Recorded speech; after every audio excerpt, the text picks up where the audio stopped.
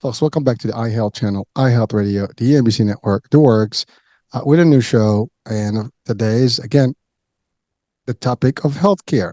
The one and only that is always going to be a topic of importance because health is wealth, as a lot of people hear all the time and say all the time. Well, with me today is someone that's going to take us to a different concept in the healthcare where we can mesh spirituality and medicine and wellness and all the other stuff. And we're going to talk about a lot of things in this particular discussion because my expert is going to take us to a journey and she does a lot of work to help people find themselves in a different setting, in a different place, get them healthier. And really, that's all we want. We want you to be healthy. We want everybody to be healthy. If we can achieve that, I think the world will be a happier and better place.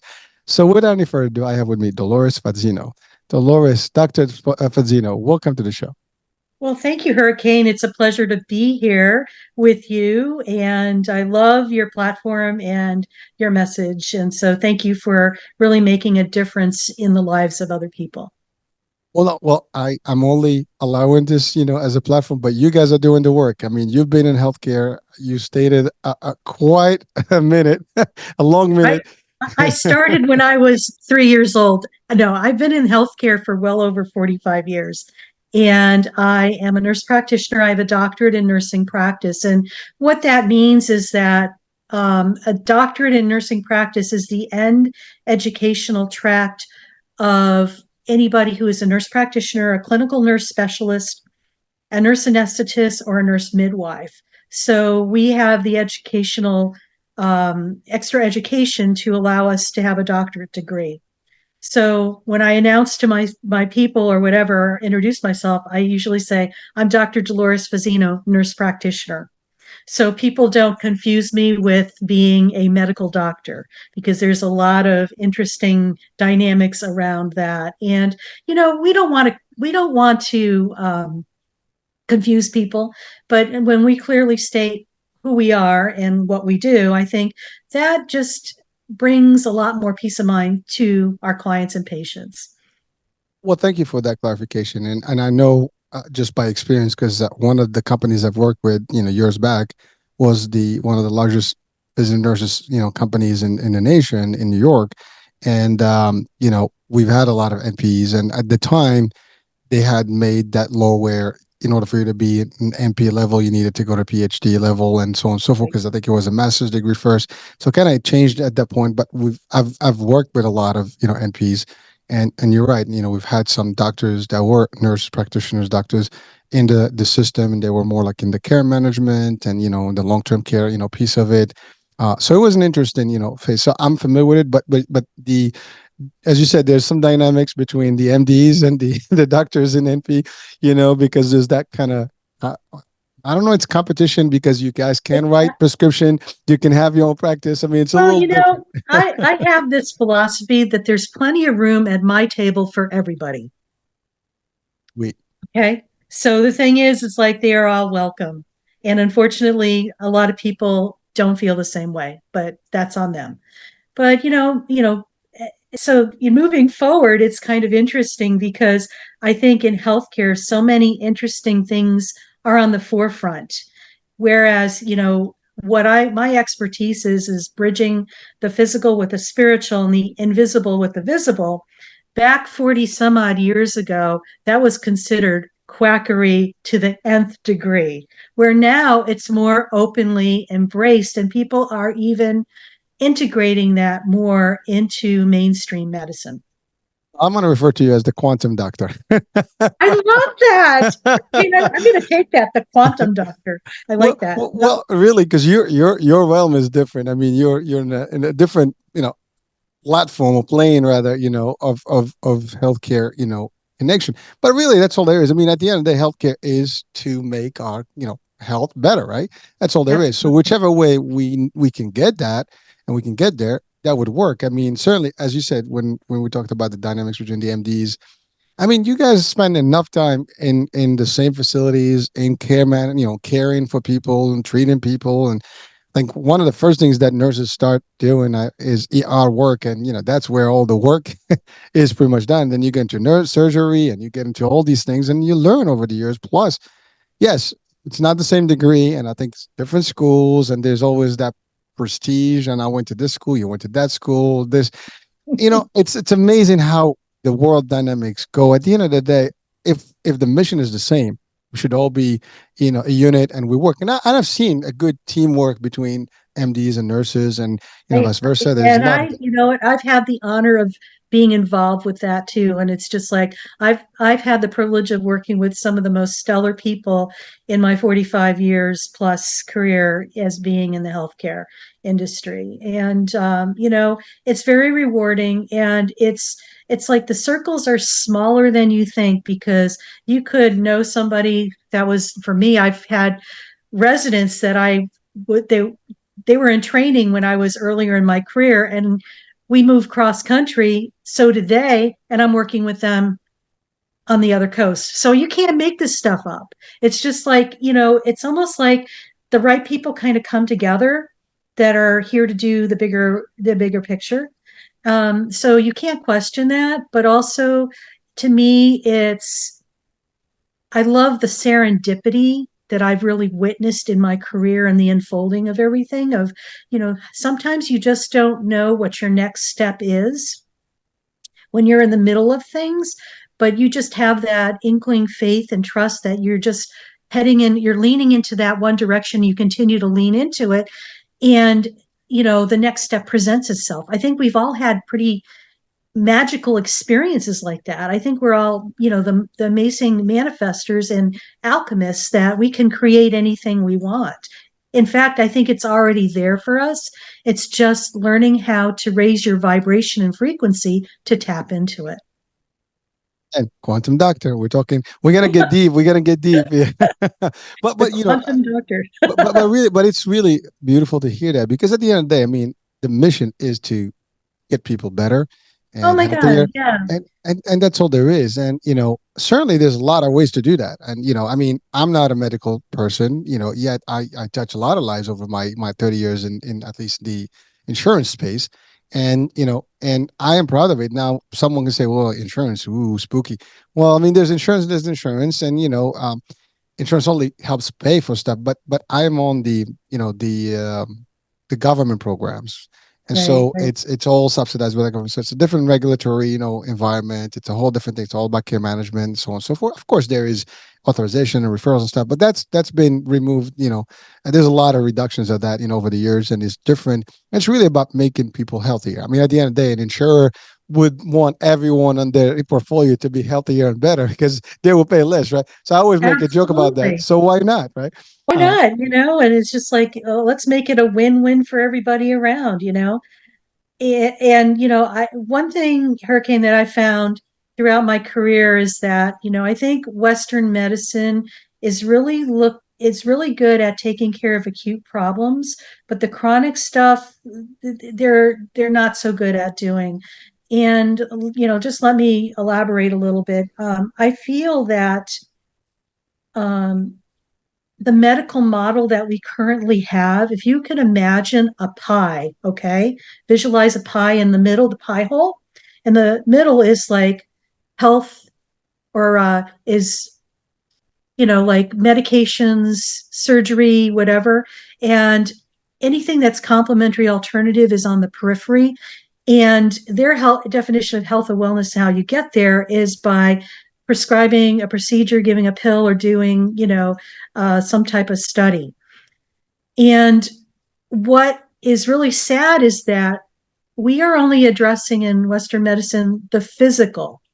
Rarely, if ever, do we look at underneath the hood of where the emotions, whether or not you experience them or not, or you stuff them, whatever, your thoughts, what you say to yourself in the quiet of your mind. Some of us are not so kind to ourselves. We say some really gnarly things and we beat ourselves up, right? Also, our connectedness to our body. A lot of people are disconnected from their physical body. What I mean, they're in their heads all the time, thinking and worrying instead of being in their bodies, being in the present moment. When you're in your body, you're in the present moment. When you're in your head, you're worrying about yesterday, contemplating tomorrow, trying to figure it out. It's the ego thing and you're rarely in the present moment. Did you know that in order to feel your emotions, you have to be in your physical body? Well, I do, I know, I, but but you're yeah, right. That's a great question. I mean, for yeah, whoever watching and listening, I mean, ask the question to yourselves. I mean, listen to this yeah. It's question like, and answer. so the thing is, a dead giveaway if somebody is not in their body when you ask them how they're feeling when they say, I think I feel. What the heck is I think I feel? That's like Not sure. intellectualizing your emotions. So it's like you're intellectualizing something that is, if you were in your body, you would have that full on expression and experience. Now, unfortunately, our society here in the Western world really kind of poo poos the whole idea of experiencing your emotions. We've been taught, many of us, especially my generation, I'm in my mid 60s, that you're not allowed to feel. Okay. And ignore it, it'll go away. I know that was my mom's MO, and I'm a product of the 60s, but I was pretty much awake, meaning that I was aware of a lot of things at a very young age. And I used to tell my mother, when I ignore it, mom, it's getting bigger. It's not getting going away. So the thing is, it's like, I couldn't handle that.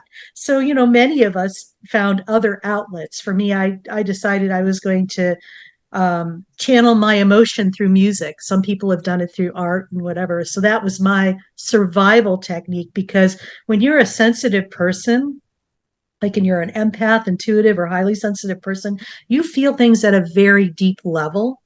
And I felt like I was a fish out of water in my childhood and my young adulthood because I felt things so deeply in contrast to what we were being told to do, like ignore it and pretend it's not there.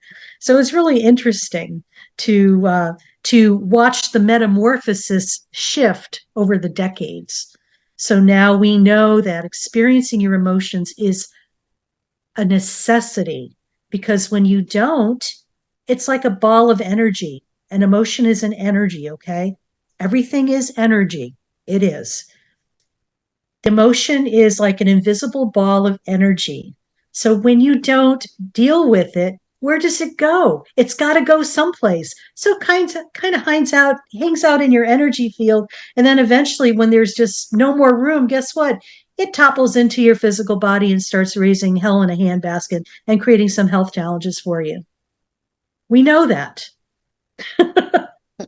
Well, there's quite a bit there. So let me just touch on Yeah, a yeah, few yeah. things that you covered. One, first of all, thank you for giving that descriptive about how our healthcare in the Western world looks like, because that's right on point. I mean, that's really a bullseye. I mean, you said, that's really what it is.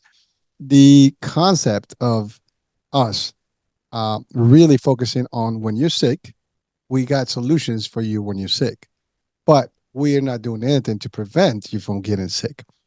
Because that, to your point, I mean, there's so much stuff that you can do not to get to that point, and sadly, that we are getting more into that point where everybody's getting sick.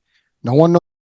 Even in diagnosis, sometimes it's missed, and you don't get it right, or you do a bunch of tests, and there's a lot of stuff that's similar, and you might just, get one diagnosis versus the other. Some people get two, three opinions before they can figure it out. Sometimes years later, they figure out that's got nothing to what they were. Now you're in a series of drugs and stuff that you are taking that are also destroying your body somehow. And but you're right, it's just that we're not, maybe it's designed that way because there is a lucrative aspect of this business, and I think that's really where we are today versus where we were like 4 decades, 5 decades ago. I totally agree with you on that. I have found through um, my experience being in healthcare for 45 years, and I've been in the clinical setting for the entire time. I only work now part time as an assistant surgeon. I assist in surgical procedures, and I've been doing that type of work for the last 30 years on all different kinds of surgeries. Um, what I have found is that why is it patients would come in, have a surgery to remove a cancer, they go through their chemo and radiation, they're fine for a little while, and then they come back 2 to 3 years later with another recurrence. That to me was my pivotal point in my career because I felt like we're doing people a huge disservice. because we're just skating over the top and not really taking a deep dive as to why that created for itself. Okay. And when we take that deeper dive and going into like looking at your connectedness to yourself, how you handle stress, how you cope with things, how you handle your emotions if you ever experience them, or how your beliefs and your thought processes. That is all like underneath the tip of the iceberg. The tip of the iceberg is the physical part. The under part of the iceberg is all of that I just mentioned. And many of us are products of our environment. We also have the ancestral lineage that comes through in our gene pool, but also the other not so good things that have happened that have, people have experienced all sorts of traumas and PTSD and stuff like that. So that all comes into play as well. So when we need to look at things differently and treat each patient as an individual, and let me elaborate on that. I think Western medicine has this way of treating a disease like humanity is one type of fruit in a fruit salad. It's like you have humanity that is, grapes and kiwi and strawberries and peaches and apples in this fruit salad. Okay. Everything is different. Everybody's different, a different fruit. And they try to change all of that into an apple. Now, that's a problem. You see the visual on that? How the person got to the point with the disease could be way different from person to person to person. So what we need to do is, yes, this is the end product for a lot of different other problems that people create for themselves, be it the emotional, mental, spiritual, ancestral, or even dimensional, if you want to talk quantum a little bit. But it's like all this stuff plays a part into that creation. So in order to heal somebody at the core, we need to address what's going on underneath that iceberg. So this person doesn't have to come in for a third time to have another recurrence if they're still alive. I mean, listen to you. You got it. This is exactly what the problem is. But again, we go back to that concept of money. If it's sad, but it's all industries, and for the most part now. If you make something durable, you're basically going to die out as an industry or as a business, right? You want something that is refurbishable in a short term, like something that doesn't last long, so we can come back and get more, and so we can make some more money. And again, I'd hate to focus on that. I mean, certainly from an insurance space, that's not what we want. But from a personal space and just an individual, it's sad to hear because this is all tied into a lot of different things. I mean, healthcare is also affected by a lot of other things, right? I mean, Absolutely. there is the pharma, world. There's the industry, food industries. There is the farmers industry, which is all tied into the food. And there's many things, right? But then there's environmental stuff. All these things are happening, and it all one ties in. There's politics involved in this. It's bigger than one can even conceive. But you're right. The roots are the same. I love what you said. That you're right. We are so different genetically. I mean, one person, a clone, I mean, a twin is different from their twin, let alone Absolutely. everybody else. Your parents and you might have some genes that have some connection. Obviously, we come from our trees, our family trees, and there's the genetic, genomes that are shared by all of us. But it doesn't matter. There's different, aspects, and even if you have the same thing, the environments can be different. You're exposed to radiation, someone is not. That's a problem. Someone is exposed to poison is different than someone that's not. Someone that's living in a farm eating or real food from the ground that is fresh versus someone that's getting packaged food in a can. So that's going to change, and that's not even talking about other environment, as you said, the Right. mental piece. The mental piece is a big piece, and you're right. 4 decades, 5 decades ago, mental was taboo. I mean, you cannot. Oh gosh. We've covered this over and over in a few shows. It is a word like when you say like I got mental issues. Not you. Listen, I grew up. I mean, I'm in the seven. Like I was born in the '70s. Yeah, So yeah, same yeah, thing. yeah. Yeah. same concept really. You just swallow your pride, you take it, like a man, as at least for me, and that's it. You just like be who you are and move on, grow up, and I even grew up that way. And believe it or not, I'm guilty as charged. I've shared that with my own kids at a point where you had to, you had that same learning, and then you realize that's not really what it is, because this is very important. I mean, this and this connected. I mean, the mind, and I'm not talking the brain as a physical aspect, that's one thing, but the mental aspect of it, people forget, and it's Yes. real. And everything that is around you can affect you, from your school system to your society to your news to whatever you're being exposed to, your family, your relationships. All of that affects how you behave, how you this. And you're right, the stress, your job can be stressful, everything. And that stress, like, and you're right, you said something powerful that we know today, things we didn't know then. And stress does have an actual physical aspect, and it does create, different things in your ulcers, cancer, all the stuff Oh can my be, God. tracked Yep. back to some of these things, because there are studies that have proven these things real. So it's not, hokey pokey stuff that we're talking about, or like, some just magical discussion we have. It's still with science, facts that you're addressing, Dolores, and it is real. And you're Oh, right, we are also energy beings, and that's the other we thing. are. And I want to talk more about that because just so people could really get a good concept of what energy is. When I know we're on a radio show, so we're probably talking, they could hear us, but I could see you right now. And so you're a physical demonstration of energy. You're a denser form of what energy is. Everything in my background in myself is a more denser form of energy. Okay. But it still has a frequency and vibration. Now, our thoughts, our beliefs, our connectedness to ourself, um, our ancestral lineage, our, dimensional stuff, those are more like radio waves. We can't see those, but they have frequency and energy attached. Now, words, for example, have an energy and frequency to them as well. Some words vibrate higher than others, and some are not so vibrating higher. So I'm just going to give an example. When people say things to themselves, okay, they label themselves, I'm not good enough, or I'm not pretty enough, or I'll never amount to anything. Sometimes we say some not so nice things to ourselves. There was a scientist by the name of Dr. Masaru Emoto. He was a Japanese scientist, and he studied water. And he would label water containers with words like love, peace, harmony, war, I hate you, fast freeze them, and then look under a microscope and look at the crystalline formation.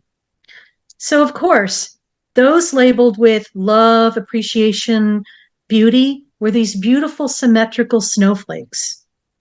And the ones that were labeled with war, I hate you, were like fragmented and distorted.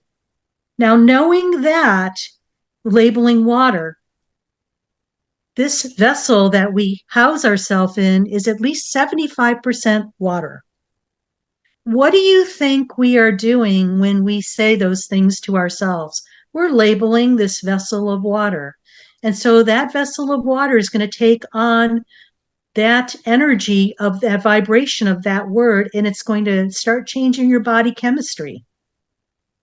So, this is important that what you say to yourself in the quiet of your mind, be aware of it. This is something you could shift very easily within yourself. It's like instead of saying, I'm not good enough, I am perfect the way I am. I love myself. I appreciate myself. Those are little things people could do to shift that. Well, thank you, Doc. And it's interesting because I actually heard about that study before, and you're right. It is amazing because the water does change, and I think there was other experiment similar, where the color turned, like literally, different on the waters, or like water spoiled versus the other water that actually was treated nicely with with the beautiful words. So I mean, there are differences, and actually there is a show that it's on the network from one of the podcasts, the Joel Evans show, and there's this guest who actually literally I mean, that show is dedicated to like living waters. And Hmm. really, I mean, the water is alive. I mean, statistic, I mean, they did some studies and some real intricate stuff, and big, like deep dive into the water, and it actually does have a reaction to different things. And it's proven scientifically. So there's not even a doubt about it. And so what you hit it on is just that. But you're right. We say things, to ourselves and to people that are sometimes literally just not responsible, because I think, and listen, I think we all made the mistake one in our lives, to a degree, until you're aware. Because I think that's the thing. Most of us are not aware of these things until you're aware.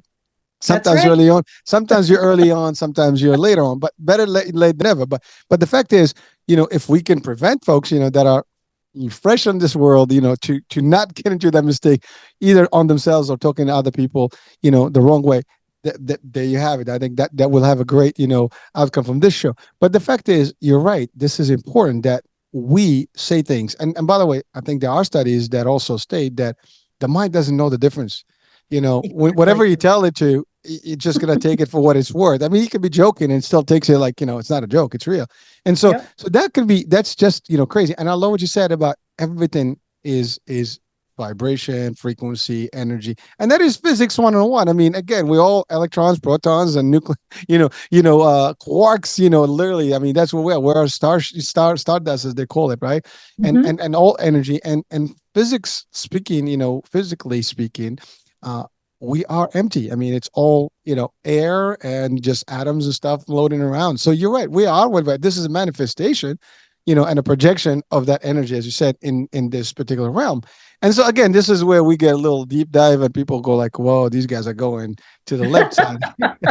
but Well, but you know what? I have something that I could add that may actually give them something to bite onto and really grasp. go You for it. know, how many of us have friends and family that live like thousands of miles away, okay? Or you haven't talked to somebody that in years, and all of a sudden they pop into your mind, and then the next minute, the next day or so, you get a phone call from them. Oh, That's happens all the happened. time. It That's what happens I all the mean. time. So It never this is fails. how energy works. It's that fast and that quick.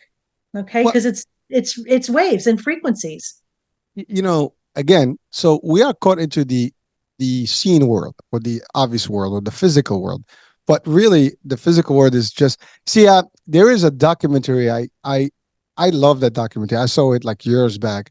It's called Matter, the other name for illusion. Well, that's the book.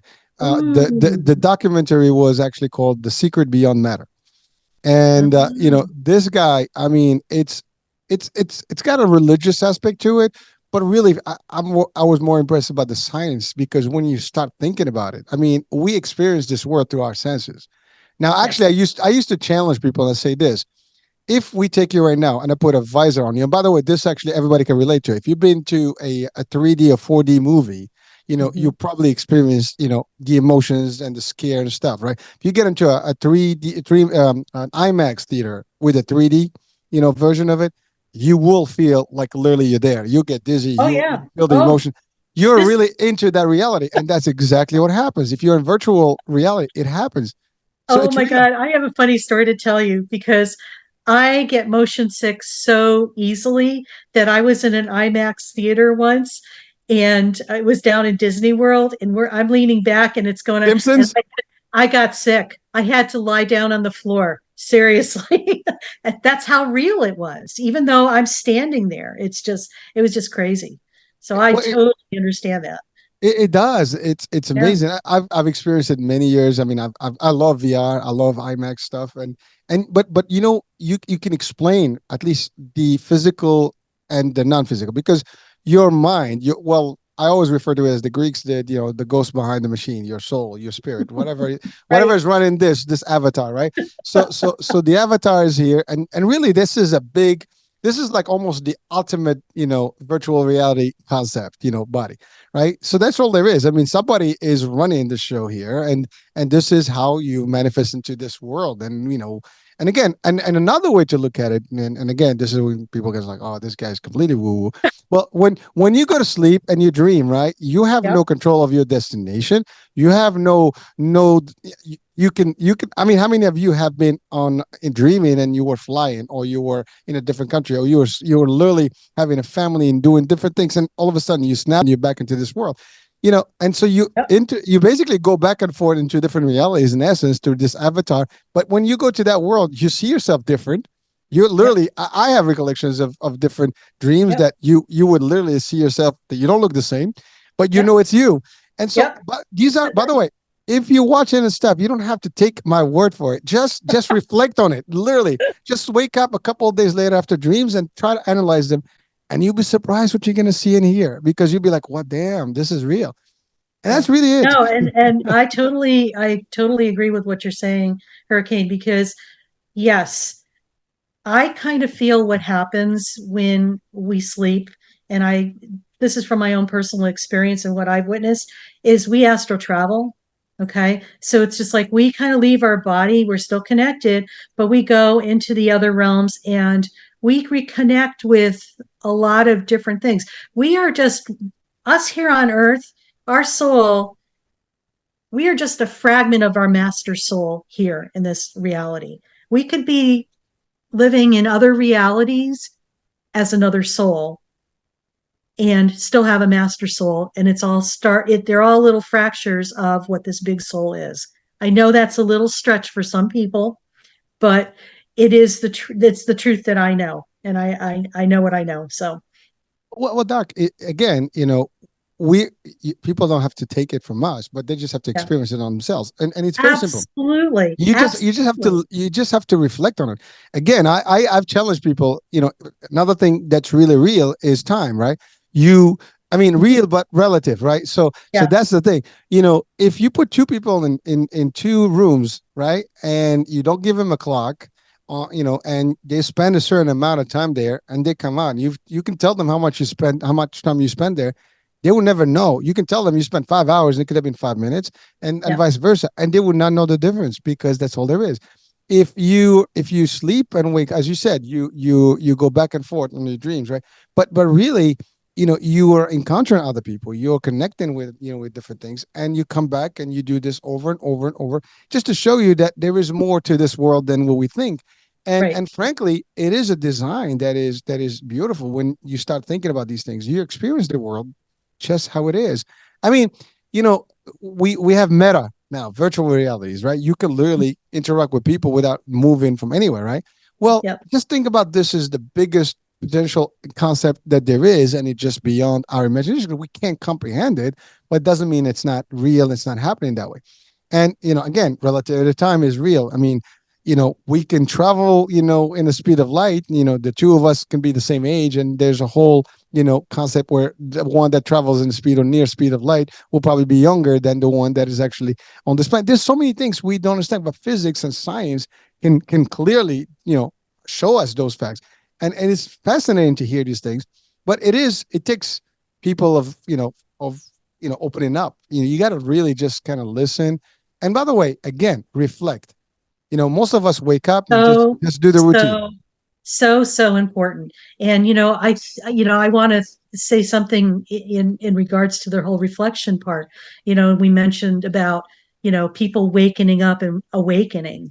Okay. I think we're witnessing a lot of our population waking up. What I mean by that, what had been working for them up until a certain point is no longer working. And they're in an uncharted water where there's no reference point on how to make it work again. Okay. So what that is also, it's like moving from the external to waking up and realizing that you're a real spiritual being and it's about you having that relationship with yourself, because this is where you're going to get that wisdom and knowledge, and this is where you're going to get the information that's right for you, not your neighbor, not your spouse, not your children, but for you. Doctor, it's funny. I'm listening to you, and I do make this reference quite a bit of times, which is the Matrix, right? The Matrix is real, and you know what? You just got to look at it. If you watch that movie, The Matrix, and just take a minute to kind of comprehend it a little bit and see like the whole concept, it's not very far fetched. The whole thing. Now, it's different. Obviously, it's a movie, it's a step. But if you start looking at the science and the whole thing, you start seeing things.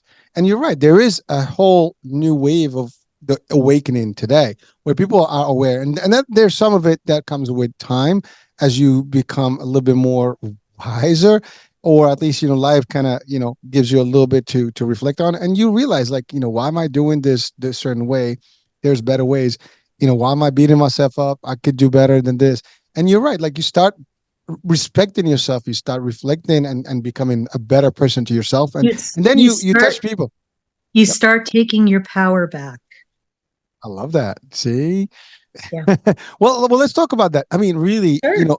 is the power lost or it's always been there? Well, it's always been there. And I feel that a lot of times people unconsciously give their power away to other things, be it outside of themselves, their job, their relationship, their family. And, I know we see this a lot in healthcare. A lot of people give their power away to heal to the doctor. Okay. The doctor has all the answers. Well, newsflash, everybody, they don't. You've lived in your Taj Mahal your whole entire life. If you're connected to yourself, you have that innate wisdom within you that's going to guide you to your next steps. Because you could be feeling one way. Classic example. You feel like, okay, something's off. You don't know what it is. So you kind of go to the doctor to have them try to figure this out. And the doctor says, oh, there's nothing wrong with you and stuff like that. But you still feel something's off. Always trust the information you're getting because sometimes they've only see you for like 5 minutes. They don't know you. You've lived in your whole, your body your entire life. Also, if you know something is without a doubt your truth, okay, like the doctor says, we need to put you on this medication for X, Y, and Z, and you're really feeling like, no, I shouldn't do it, please listen to yourself because you know what? It's like your inner guidance system is warning you to pay attention and not do something because maybe if you decided to do that, this medication might have some side effects that might kill you. You don't know, but always trust yourself in the information you're getting, even though it's contrary to what you're being told externally. Well, thank you. And you bring up a super point because at the end of the day, and this is true, everybody watching and listening, if you're going to a doctor, they ask you like, what are you, like you fill out a survey and you get pretty much everything that you. They ask you a few questions. They check your pulse. They check your temperature and basic stuff, and then they'll start analyzing whatever you have, whatever you say based on your, and sometimes you can state things wrong, and that can also be part of that acceptance of information, right? And so now they do some blood work. They might do some X-rays, the CAT scans, and all kind of stuff before they can determine what it is. But they can't figure out on the top. Now, of course, some doctors with expertise some light stuff they can figure out immediately just based on your immediate symptoms and things like that. But again, this goes back to that discussion of earlier where even if they did, they're going to fix that problem that's in front of them. But where did you get that problem? That's another story. How can you prevent it from coming back? That's another story. They might not be able to do that for you. They'll tell you, here's how we can fix this current situation, as you said, the acute stuff, but not the chronic business. And that's really the big deal.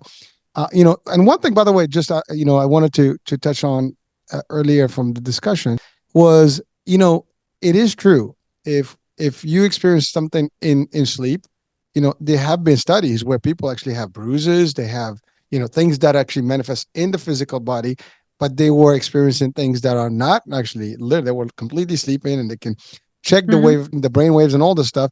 And next thing you know, these people are really intense bruises and things like that. They basically were fighting, and now you have, the outcome of a fight. These things are happening for real. I mean, sometimes people feel choked, and stuff, and it happens, and you feel Or that if you. sometimes you wake up and you slept 8 hours and you're exhausted. That's true. Or So sweating, you Oh, yeah. So sometimes, I kind of have this philosophy that many of us go and we're in service on the other side to helping out. So we're doing like, whatever we're Of course. doing. It's like we're having two jobs, even though we're asleep.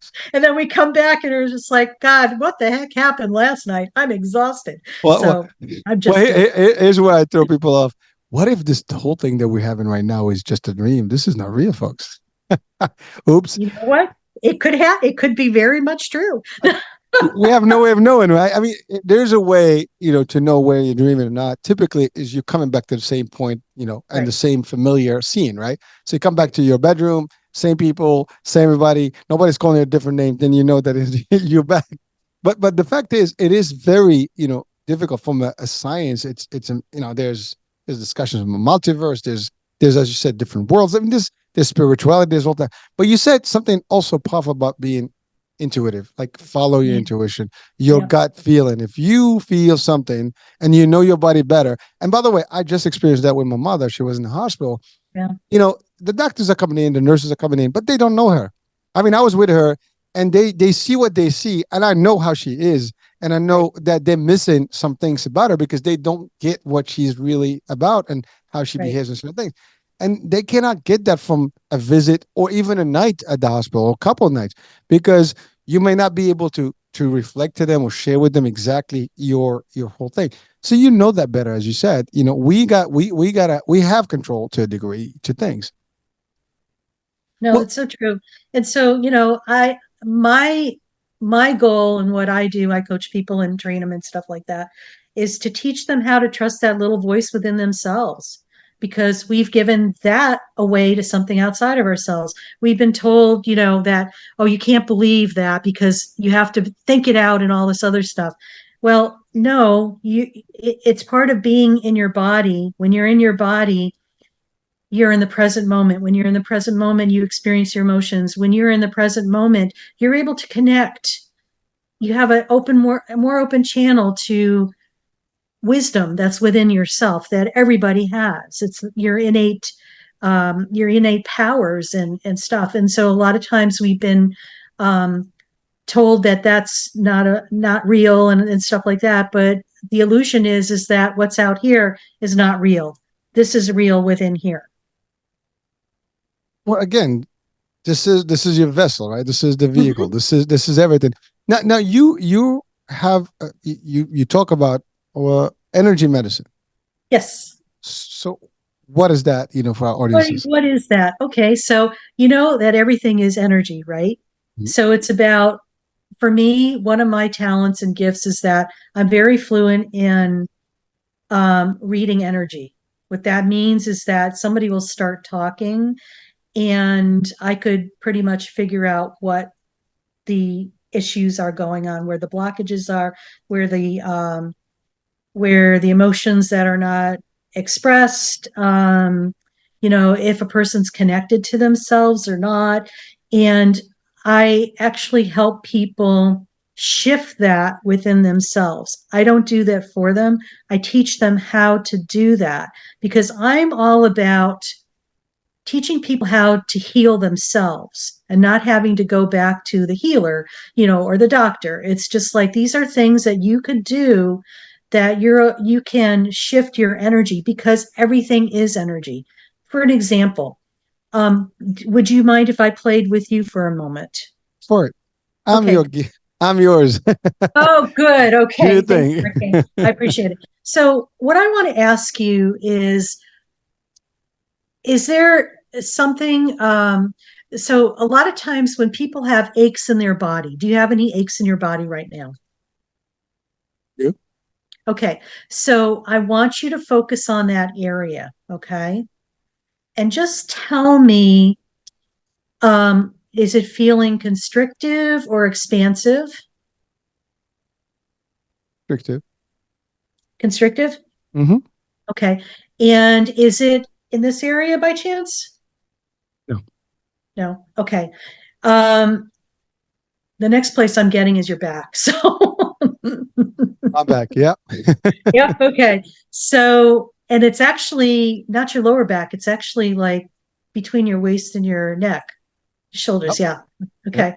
Yeah, okay. So that heart thing. So, um, all right. So what I want to do with you is just I want you to focus on that area and just close your eyes because what I'm going to share with you as you're closing your eyes and we're walking through this kind of explains things a little bit. Oftentimes when we have emotions, we're experiencing emotions, they kind of show up in our physical body as a pain because there's always a somatic response to an emotion. And a lot of times they get trapped there. So, what I'm going to ask you a couple of questions. Um, do you feel like you have a lot of burdens that you're carrying right now? Yep. Okay. And I'm also feeling too, it's like some of them aren't even yours and you're carrying them. That is true. Okay. All So right. I'm feeling like there's a little bit of resentment too. Okay. Just a little bit. Okay. Because you have to shoulder the burden of this. So, what I want to do right now is like in that area, your upper chest and your back, is just send so much love and appreciation to those areas right now. And if you're not a visualized type of person, just imagine pink, the color pink. Okay. Because pink is the color of unconditional love and acceptance. And a lot of times when we have pains in our body, there's somatic responses. What's happening now is just the tip of the iceberg of something deeper. I'm just letting you know because you've probably been the responsible type your whole entire life and felt like you had to take care of everybody else and put everybody else first and you second. So right now, I just want you to continue to love and appreciate that and acknowledge and thank this somatic response you're having for all the gifts that it's given you because it has given you a lot of wisdom and a lot of gifts. And just allow it to continue to absorb all that beautiful pink love and light. And just take a deep breath and exhale. All right. It moved someplace. Where did it move to? It's not there. That's even better.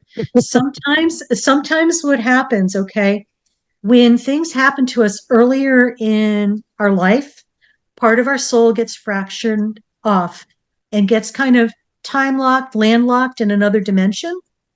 And even though it's still there, it's energy, okay? And it's kind of unconsciously running the show. So see as time progresses how things are carrying out for you because a lot of times the things that trigger us now, the superficial stuff, is usually the deeper stuff that is just coming from unconsciousness to consciousness so it could be moving its way out. It's like coming from unawareness to awareness. So now we could do something with it and change it. Calling back our parts allows us to reacquaint ourselves with a part or an aspect of ourselves that has kind of been missing for a little bit. So, what happens also is you're going to get more of your energy back, more of your power back, and you're going to be more, you'll probably stand up a little taller too because of that, because your power is coming back to you. Well, I love it actually, and you hit it on the money. I mean, folks, it's not a joke. I mean, you got it. I mean, there are certain things that been carrying and things that happened in the last couple of years and Yep. things that are happening now. I mean, my mom's been, for example, sick and been taking care of that and it's taking a toll on everything. The business is part of it. I mean, there's many things. So I you know. can And you and hit it. and hurricane, the other thing to remember too, you're going through this and a lot of other people are as well because we're at like a pivotal point in humanity's evolution where we're clearing out old patterns and beliefs and stuff that are no longer aligned with who we are. And it's actually taking parts of us back from different times and places so we could become complete and whole within ourselves and more fully present in our bodies. Well, so doctor, one thing. I mean, whatever we gone through right now, I mean, it's close enough to hypnosis. Was there some hypnosis factor there, or is that It's, something you know that you what? I practice don't as well? know. I kind of do that, but it's just like sometimes it's just the channeling from my voice and the information that comes through that does that. Because we're thousands of miles away. You're in New Jersey. I'm actually in California. So for that to be as effective as it was, you felt that. So you know. Well, That's how energy works. but you're right, and by the way, it never fails. I mean, I've had literally live hypnosis on this stage Sure, with absolutely. and that stuff is real, and I've actually done hypnosis many times, and I at first I was always skeptical about it until I tried it, and I know it works, and I welcome it anytime if I get someone that's willing to work on me and give me some, and but it reboosts. I mean, it kind of dilutes itself a little bit, so you got to keep up with it. But again, it's by the way, what you said about us talking about ourselves and to ourselves, within our mind, that is self hypnosis, and we can control ourselves in the good way or bad way. So whatever we say, it's going to be in that subconscious, and the rest is history. And your mind is just going to be, and that we hear mindset in business and in reality, but Yeah. really the mindset is just how do we look at things. We start thinking negative at everything. Well, everything is negative. Everything is dark. You start And you looking at know positive. what? And the thing is, whatever you focus on now is going to create before the thought process is finished. So that's how fast manifestation is happening. So when people say, oh, I can't, I'm not a good creator. Well, yes, you are. Everything that you see in your life, you've created. Something to Well, ponder. we like my dear colleague, and co-host or a different show. His main thing is believe and achieve. If you Yes. believe, you achieve. And really, I'm just going to give some salutation and greetings here to John C. Morley. Hey, man, we'll be talking soon in our show. But really, it's a powerful concept. When whatever you believe in, you're going to be able to manifest. And you keep saying positive things. And by the way, this is not just Hurricane and Dr. Fazzino talking about this. This is real, and people are talking about it. If you search all the experts in the matter, you'll hear the same over and over. And all the motivational speakers out there, and the big guys that are and a lot of TEDx talks, they have these discussions. It's real, and it's experts 101. Mental health, specialists will talk about it. Dr. Heim, who is our mental health specialist doctor on the network, he's always stating some of these things, and it's real stuff. And we just need to absorb that, as you said, absorb it as energy, and you work with it. Like, and by the way, it changes the dynamics. If you wake up in the morning and say, and a lot of doctors will tell you, wake up in the morning and say good things to yourself. I look good, I Mm-hmm. feel good and stuff, and your day is going to be brighter. And you say, oh my God, it's depressing, it's this, is that. You already doomed your day. Well, you have. And the other thing, take that a step further, oftentimes people forget that they're manifestors and creators, and they may see something that's being mirrored back to them on the outside. Say, they're being triggered by something and they're like, oh my God, it's just like, I don't even want to see that. It's important to not react. We have to remember that it's not about reacting to something, it's being proactive. So instead of reacting, I invite people to witness and observe what's going on, because that's where you could make a more conscious choice instead of a reactive response. So, doctor, you mentioned earlier empath and intuitive, right? Yes. Now, Yeah. so question for you. So, I mean, are we all capable of being empaths and empathy, or is that a special, thing for some people, not the others? Because some people may like, I don't feel anything for anyone, I don't care, and including myself, which there is a diagnosis for that. I mean, sometimes, and if someone, I mean, seriously, if someone sees someone as special as, they're probably going to give them why it's happening, why they think that way. I mean, I'm not going to judge, but I've had enough discussions about it to know that there is, when you think that you're not something that you can be, there's way to fix that, right? But Yeah. for our decision, your experience, how do you tackle that? What's interesting, Hurricane, I think everybody has that capability. It's like it's a continuum. Either it's highly developed or very little developed. And everybody lies along that ley line someplace. So I think everybody has that capability. And maybe in this lifetime, you need to learn how not to be that way. Because we're always learning life lessons. We come to the planet Earth to get our PhD in being human. I And like that.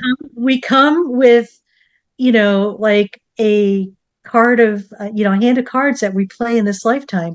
And these are like the things that are gonna allow our soul to grow at the most profound and deep level. And we're always trying to trade our hand with our neighbors or somebody else's because theirs looks better, but this was like divinely guided and designed for you. So it's how you do, what you do with this. You could either look at it half empty or half full. It's like how you what you do with it. So the thing is, it could be it's your gift in this lifetime to be an empath. So you're going to have lots of empathic experiences and stuff like that. Maybe in this lifetime, you need to learn to be more selfish because there's growth opportunities and, golden nuggets that you'll learn for your soul's growth on that too. Everything is just so, it's like a divine tapestry that is interwoven and we're all part of it. And everybody's doing their own journey. And, sometimes people have other opinions about other people's journeys and, they got to stay in their lane. Well, thank you for stating that because you know I have a well, not a theory. I believe in this. Is that we all interact. This. Imagine this is a universe. It is a universe, but imagine that we all, like a stage, right? In an act, and we all have our own roles in that big act, and we all come in and perform our act, for the period of time that we designed to be on that stage. And so we come in, we experience it based on our way, our avatar, and our cards, like whatever we were dealt, and whatever we use, to manifest and to to approach this reality that we are in the stage, and how we interact with everybody is really just part of the design of it, and that's all. So I'm seeing the world my way, you're seeing the world your way, and so on and so forth. And frankly, as you said, you know, first of all, who cares what the others, because their life, as you said, their hands is different from yours, and you're right, it might look good from the outside, but Right. ask people. It's very simple. How many people are looking happy but they're not? Right now Oh my people God. are listening. People are listening to us. I mean, you kind of discovered a couple of things just by doing that exercise. But the fact is, those are real. Many people don't have no clue. If you see me right now, you wouldn't know. Unless you Yeah. you do an assessment, you're not going to know. Maybe you ask me questions. Maybe you'll find it from my tone. Maybe you see it from my face. But the fact is, no one's gonna know. I can really have a nice poker face and have a smile, and a lot of people do that. They People are do. they're walking with a smile, but they are suffering, right? And that's a problem sometimes. Until they burst, and then there's bad ramifications, stress, other things. Now you get Oh, disease. absolutely. Well, And it's real.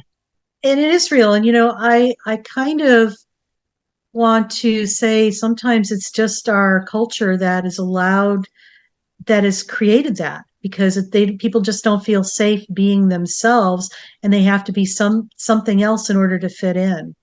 So, I mean, there's a lot of that going on too. And of course, that was more the way it was in the 50s, 60s, and 70s. But the thing is, it's like it's still a carryover, and people are still, feeling like there's something wrong with them if they're not perfect. What is perfect? That's the question. It's just like, But no, what is perfect? I laugh because I have a TV, a radio show, and podcast, and I had a show last week on help making, being perfect is ruining my life. That was the topic of the show. It was awesome. Well, but doctor, people say the word perfect, but there is no perfection. There Perfection is what isn't. you make. I'm perfect the way I am. You're perfect the way you are. I mean, you're supposed to Absolutely. Yeah. believe in that. But what does that mean? You see, it's not a cookie cutter. It's not that we're the same. No, it's It's not. your perfection. You make it your way, and yes, it's flawed to someone, but it's perfect to you. And that's how you got to look at it. If you and I live in that world. Like, I try to believe that the world is nicer. I try to keep the positive, outlook on everything. I mean, do I get mad sometimes? Of course, like I'm human. You get Oh, your, gotcha. but it's Yeah. it's the matter. Like you want to be 99% on this side, and maybe every time you get that 1%, you push it away, and you try to, your strength are gonna take over, and you just don't want it to get, to the majority on the negative side. You want the majority to be on the positive side to take over, and you got to balance it out. But it is a real thing, and we're in control of that. Believe it or not, Absolutely. it's And it's you're how we see things. well, the other thing too is like I always like when I go into surgeries and stuff like that, especially if I'm working with challenging surgeons, I announce to the room, I said, I'm going to have a great day today. And I do. So I set the tone for the room because it's just like, I don't care what he's going to be experiencing. I'm going to have an awesome day. Well, by the way, that's contagious. That's the, so It talking about is. energy. That's If why you I if do you that. you walk in a room, and by the way, it doesn't fail. It happens if you're in a, I don't know, you get into a plane, a vehicle, someone, Mhm. and you have someone that the vibe is really off. It's real. And then on the opposite, it's like someone looks at you, you just want to smile at them because they just looking at them, you feel like you want to smile and have a good time.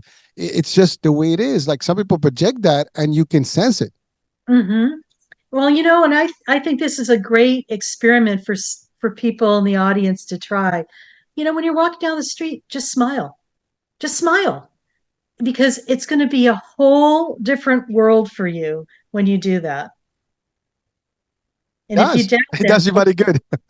it does. It's just like, you'd be surprised when people see you and you're smiling, they will smile back at you. So that's such a simple thing to do, but it's spreading such great juju, it's great energy. It's like, it's a very simple thing. It does, and you walk in a room, people will feel that energy, They good or do. bad, good or bad. So Mhm. it depends on, Oh, and it's challenging. yes. And the thing is, it's like I laugh because sometimes, we work with different people and some people are, I always say people are awake, awakening, or still asleep. When you have the ones that are still asleep, it's like you don't know which version you're going to get of them when you have to deal with them. So I always joke about it. It's like, Be yeah, careful out so there. I'm working with so and so today. I said, so which version are we getting? I mean, I joke about it because I mean that's what it's like, but but you know. but that is a fact because we have both sides. We We do do. have both energies. I mean, I like the Star Wars. I make fun, of like, so I like to throw in things from movies, but like Star Wars, right? We got the Force, and you got Yep. the Sith, the Dark Force, right? The dark side, and it kind of, it's all forces. It's just one versus the other, right? And you can choose to be in the force and having the positive, or you can be on the dark side. And all of us are capable of being bad. That I think, Absolutely. everybody can Absolutely. turn in a split and snap, right? But if we, I guess, exercise enough positivity and work ourselves way positive, then that kind of takes over, and then you will be not so much in that side on the dark side. But if you can let it get in and sink in and seep in, eventually it's going to get over, and you're taking over, and you have the demons take over. you know, but Well, you know what? We're humans, so that's part of our experience yeah, too, it is. Yeah. I'll tell you, there's some stuff that's happened for me recently where it's just like the dark side kind of came out. And, it kind of came out of, it's really kind of weird because it kind of comes out of nowhere. And Us. you're like, it's just like when it happens, it kind of startles you. So everybody has that capability within them, even people who work on themselves and are teaching personal development. It's like we're all human. This is going to happen. There's no bypass from that. It's just part of the experience of being here. Remember, you're getting your PhD in being human. Listen, and that's one thing you don't finish, yeah, right away. That finishes when you, you finish. It's right. It's just like when you're done on this earth plane, you're done. And some people finish early. Good for them. Well, that's true. Well, it's amazing. You said something that, things happen to us. We can turn, right? but if even the guys, the people that actually work on themselves, but if you work on yourself enough, you'll probably have lesser of an incidence as opposed to if you don't, because you'll be a lot Abs- easier. You'll be a prey. Absolutely, because you will be more aware of these things happening, and it's like, oh, it's just like you'll gain the wisdom quicker. And it's like all of us, I know I'm humbled every day, and it's like it's for me, it's about being remaining teachable, because you're going to be learning your whole entire incarnation, this lifetime and beyond as well. But it's just like I don't know all the answers. Trust me. I learn something new every day. It's just like it's mind boggling, Well, in because you would fact, I mean, I just learned a few things, and everybody that's watching right now has learned a few things. And every day you're gonna meet someone, you're gonna learn more things, and you can never stop learning. By the way, anyone that thinks that they've learned everything, they just have to, they gonna learn that they haven't learned anything. you know, that's the it, it, universe has a way of to kind of coming full circle there. exactly. And it's a fact, there's always someone smarter. There's always something more to come on, and that's progress too. Like, things are happening Yeah. every day. We're evolving, as you said, into technology and things like that, and you got to catch up. And so whatever you know today may not be, it will be like obsolete in a couple of years. I mean, look at the technology we have Absolutely. today versus 10 years ago, 20 years ago. Oh my You know, God. 30 years ago, no internet, right? So Oh my God. Isn't that funny? I mean, can you imagine? I mean, we lived through that. That's just the craziest thing. And, now when it goes down, we like freak out. no Wi-Fi, my kids go nuts. I know. It's just like this is crazy. I mean, we've witnessed so much change in such a short period of time, um, in our lifetime, that I'm excited to see what's to come, because it's going to be so fascinating. And I know from being in the healthcare industry, especially in surgery, I mean, 40 years ago, we would open people from stem to stern, basically. It was all open procedures. Then we graduated to minimally invasive and laparoscopic, and now we're doing robotic stuff. Uh, And, it's just, to me, it's mind boggling that, I get to witness this and I get to play with this stuff too, which is even better. But Well, listen, I mean, yeah, it's a tough job you're doing. I mean, being in a surgery room and seeing people, just laying down, and you guys are literally touching everything to fix things. I mean, obviously, if they're not open, it's just the areas, but it's right. still high stuff. I mean, it's Oh, pretty, absolutely. Absolutely. as you said, it's humbling. It's powerful. Well, so Yeah. Doc, how do we integrate you know Integrate. the words, both words, like the physical with the spiritual, and make it a very easy transition for audiences, because I think You after all know, this discussion people are probably like, okay, well, how am I going to okay. do Well, this? you know what? This is the best thing I could tell people, is that the best way to integrate that or bridge the two worlds together is to do mindful activity. Okay. Now, mindful activity, let's just talk about that. That could be anything from going out in nature. It could be as formal as doing meditation or journaling or anything creative. Basically, what mindful activity is anything that you do that allows you to lose all sense of time and space. And we've had all those moments, conversation with somebody for hours, and it feels like 5 minutes have just gone by, but it's been hours. So it's like where you lose all sense of time, because what happens is that allows you to be in the present moment in your body. And that's what it's all about. The more people could do that, the better off they're going to be. So that's when they're going to be able to tap into that inner wisdom that is theirs, because you have to still yourself down a bit. You can't be moving all over the place. It's like being fully present, taking deep breaths. If they have a nice pet that's their favorite pet or something, when you pet them, it's like you lose all sense of time and place. It's like you're in the present moment. Oh my So cat over doing there, things like that. You have one of those? he's sleeping across behind the teleprompter, literally. Is it a dog? No, a cat. Oh, really? I have one too. What's the Yeah, kitty's name? Simba. Oh, Yeah, love it. he's chilling right now. So There you go. He's part of the show. But yeah. yes, so when you're able to access that and just be in the present moment. For some people, when we look at our grandparents and great grandparents' generation, the women used to do like crafts. They used to knit or tat or embroider. That was a mindful activity because that kept them in the present moment. It was like right here, right now. So anything that allows you to do that. For some people, it might be doing a sports activity. For some people, for me, sometimes going on a long road trip where you're driving, to me, that's a mindful activity. So, you explore what's going to resonate with you and how that's going to work for you. Excellent. Well, so Doc, I couldn't help notice help behind you and two other books. So, Yes, so those are your books. those are my books. All right, let's quickly touch on those. Help. So, help. How do I get the most out of my healthcare experience? And I wrote that probably about 6, 7 years ago. After my parents have both deceased, but I used to coach them from a distance, 3,000 miles away to, you know, do what they need to do. So teaching people how to advocate for their own healthcare.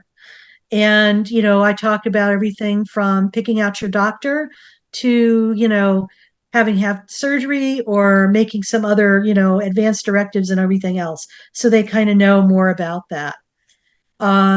Because I think what happens in healthcare is it's very confusing. So confusing. There's so many hoops to jump through. I just went through the whole Medicare and getting onto Medicare. That was an interesting thing. And I'm in healthcare and it was confusing. You didn't know me then. I could have helped you through it. There you That's go. what I do. Yeah, there you go. And then the other one, Spiritual Wellness for Life. It's stories from my personal and professional life that have what I call one of those God moments where divine intervention kind of comes in and, it's like um, it transpires the physical and kind of involves like, the spiritual where information comes through and you get these messages. And the last one is my recent one that was published a couple years ago. It's called Your Itty Bitty Book on Healing in Ways You Never Thought Possible. It's 15 key steps to manifesting true health and lasting wellness. And it's a very short read, and it's a great pocketbook because you could keep it in your pocketbook or your briefcase. But it's like one of those books that you just open up and you get information. Very nice. It's right for the time. And you said you have a podcast too. I do. I have a TV, radio show and podcast on Inspired Choices Network, and we broadcast over internationally to over 300 different platforms. And my show goes live every Wednesday, 12 noon Pacific Standard Time, and I teach people and talk about how people could take their power back and become more in tune to tapping into their inner wisdom and their higher self. So that's what we talk about. Very nice. All Thank right. you. Well, and is there a website anywhere where people can connect with Yes, you?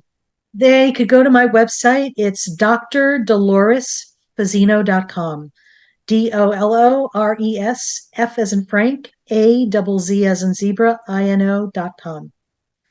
And I'm going to be starting a virtual program launching in August called I'm Awake. Now what? And we're going to have conscious business hours, 1.5 hours a month, and it's a membership type of thing where people who are transitioning and going through they've woken up, but they don't have a reference point or kind of lost and are not are feeling alone and feeling like they're not able to maneuver, don't really know what to do next. It's about teaching people how to reacquaint themselves with themselves so they have a relationship with themselves. So that's the whole goal of that. So that'll be coming in August. Oh, congrats on that. And Thank you. it's funny that you talked about people who just are awake now. And again, that goes back to that red pill in the Matrix. They got the red pill. They're awake. Now they got to figure out what this whole new world is. Exactly. Well, you know what? The external world, they're figuring out what the internal world's all about. Well, That's it's what it's amazing. doing. It Yeah. is amazing. I mean, Yeah. it's a different world, really. But the more you deep dive into it, the easier it gets. I mean, you just got to be aware.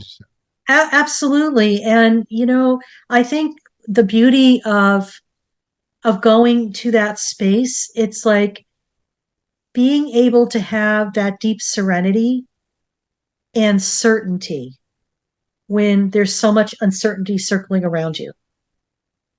You know, there's something about that that's just so grounding and being just present right here, right now. Doctor, the hour went by so fast. We've It exceeded did. it. It did. I had so much fun, and we could Thank use you. another hour, literally. I mean, you're full of great information and insights in touching on the realm of reality that sometimes we are not, you know, in sync with, I would say, because it is there. We have it. We just got to synchronize ourselves in that frequency to actually be there. But it takes a little bit of awakening. Sometimes maybe someone hears this and they're like, oh, makes sense. Or maybe Yep. there. And sometimes people can hear this and they be like, oh, this is not something I don't believe in this, whatever. But again, uh, like I always say to people, you don't have to take anything. You hear it, you make whatever outcome out of Yep. it that you want. But hopefully, it's a good outcome, and whatever that'll come to you. What's good for you may not be good for someone else, but let's hope that Absolutely. we all have the same outcomes, that are positive. That's all. That's it. That's, as long there's many ways to get there. The old saying, right? All roads lead to Rome. Yep. Doesn't matter, just get there, right? So That's it's all good. right. It's just like, you know what? Everybody's going to be on their own journey and they're going to get to the end. It's the journey, not the destination. But the thing is, a lot of us have the same destination. Our journeys are going to be different. So, Well, that's true, and then that's a fact of life. I mean, we all know what yes. our destination is, and it's just how we get. I mean, even like we struggle. Sometimes you struggle for nothing. I mean, you. That's the thing. I think we stress over things that, if it's not, and I believe in this personally, if it's not meant for you, it's not going to happen. There is no such thing as a bad time. There's always a good time for everything, and it's only going to happen when the time is right and when it's Yep. ready. And you can, but you still have to take action. You still have to do your part of it, and that's all there is. Well, then the other thing too, I think people need to realize is this. You may have these dreams and desires, and it's not on your timeline because a lot of times there's things going on behind the scenes that we don't have privy to seeing because they're energetically. And it's like other things need to come into play before this could actually happen. And sometimes it's really challenging to have patience. Trust me, I should do a show on patience. Huh. Well, it is a powerful thing, and you're right. I mean, It is. I tell It you is. this. I had stated this in the previous show where, like, 5 years, 6 years ago, I couldn't have done what I'm doing today. Yeah. The reason I'm doing what I can do, what I'm doing today, is because now I can, because I've learned enough. There's a few things that had to come up, and be in place for me to be able to do this. And that's the thing. Like, you can't do certain things until you have other things in place. And it's like you have to have the not all the pieces, but enough pieces to get started, whatever it is. And then things will start falling apart. Like the whole, like, you can have a puzzle in a box, but you don't have the picture until I mean, you may have the picture on the box, but you can't figure it out until once it's on the table, it's all a mess, right? But you got to Right. start putting them together, and then the picture gets clearer and clearer as you want. But the fact is, same thing with this, right? Life is going to have a lot of pieces, and you got to grab from left, right, move here a little time later, and then the picture gets clearer and clearer and better and better. And wow, okay, now I know.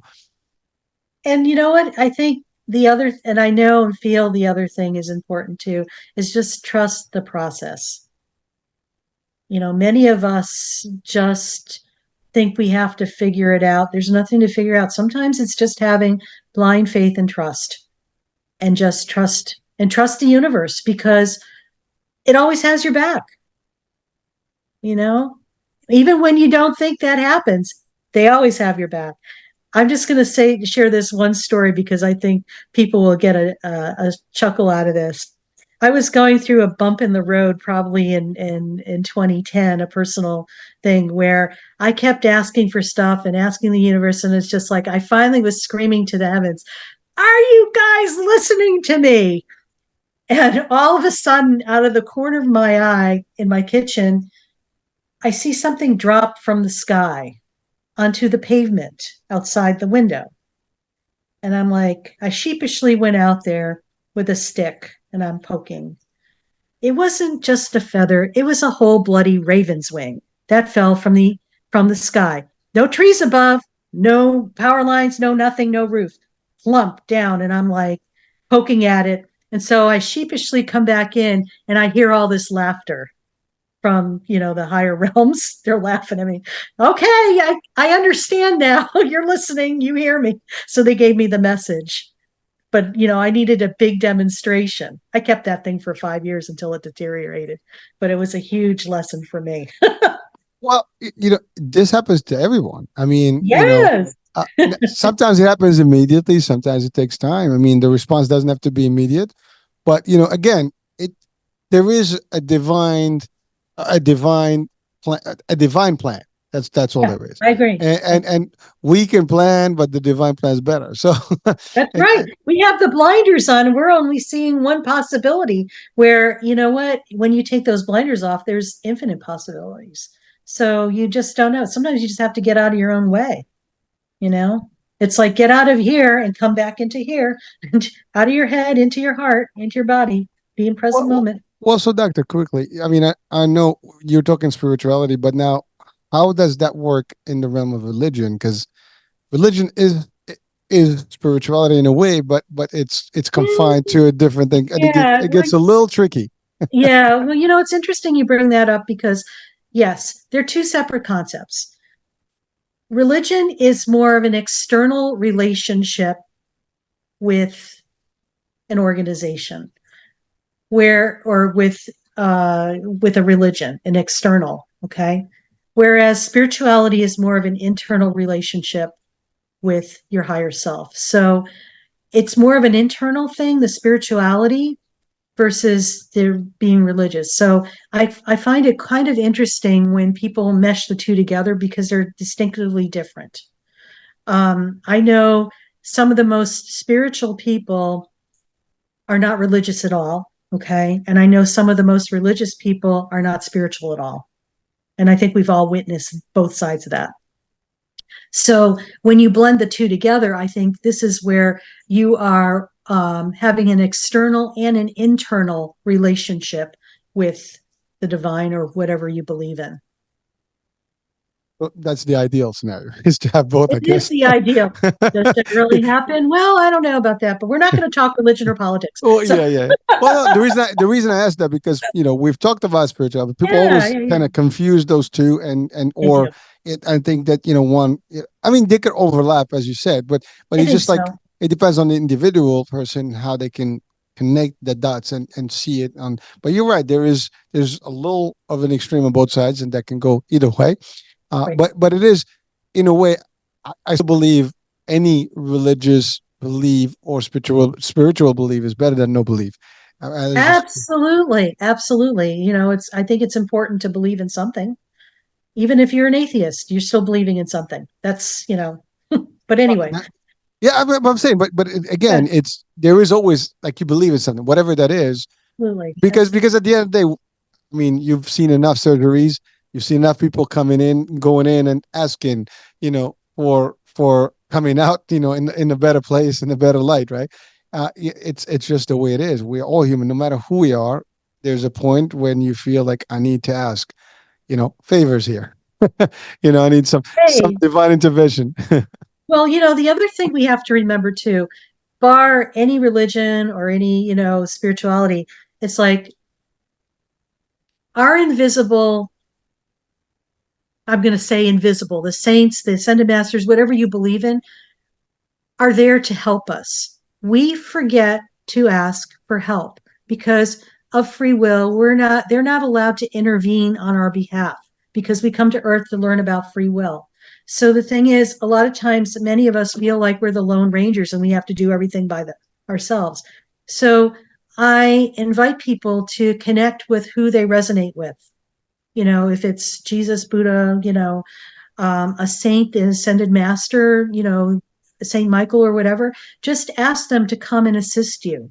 You'd be surprised. They will. We have to ask. They're there for us. They want to help. They can't intervene unless we ask. So ask away. Well, so that goes for asking help in general. I mean, really, even Very humans true. as you need something, you're not alone in this world. We can ask for help. I mean, That's right. anything, any little help can help. you know, Right. And it's just like, it's just sometimes it's just a pat on the shoulder or a smile. That's enough to shift somebody. People don't realize that, that simplicity has so much power. Smile is a form of charity. I mean, it's a beautiful thing. Give it away. It's free. It doesn't cost much. I mean, it's simple, right? I mean, like it's not a big concept, but people sometimes hold that like just for the. By the way, I think scientifically speaking, you when you frown, you use more muscles than when you smile, right? I mean, Oh, absolutely. Absolutely. so And so plus you it ages you too. So who wants to yeah, so keep those smiles up and running at all times and in the face. Even if they fake, they eventually get real. Just keep Yeah. do this. Like I hate you guys, but hey, and the next thing you know, you'll be like, I don't hate you guys. I just love you, and things will change eventually, right? So again, you start believing, right? Yep, Well, listen, exactly. doctor, this was fun. I'm sorry I'm kind of went back and asked that question, but That's it, okay, it, Hurricane. I appreciate that. it came back to me, so I needed to get to do it because I know someone's going to ask the question eventually, and Oh like yeah, no, it's perfect. It's perfect. And I think it's an important question to ask, and I hope I explained it well enough for people too. you So did. I mean, it's as clear as what it is, and obviously people have their own way of looking at things absolutely. and taking information, but hey, we only give information. People do whatever they want with it, and that's all we can do, right? Um, Absolutely. all Absolutely. right. Well, this is the end. Thank you so much, Doctor, for being with us, and had so much fun here. So thank you. Thank you, Hurricane. I appreciate it. Have a blessed day. Thank you, thank you, and folks. Hey, hope you enjoyed the show. So do check out the links to Dr. Fazzino on the description of the show, and that's about it for me. I'm Hurricane H. We'll be talking soon. New day, new show, new topic.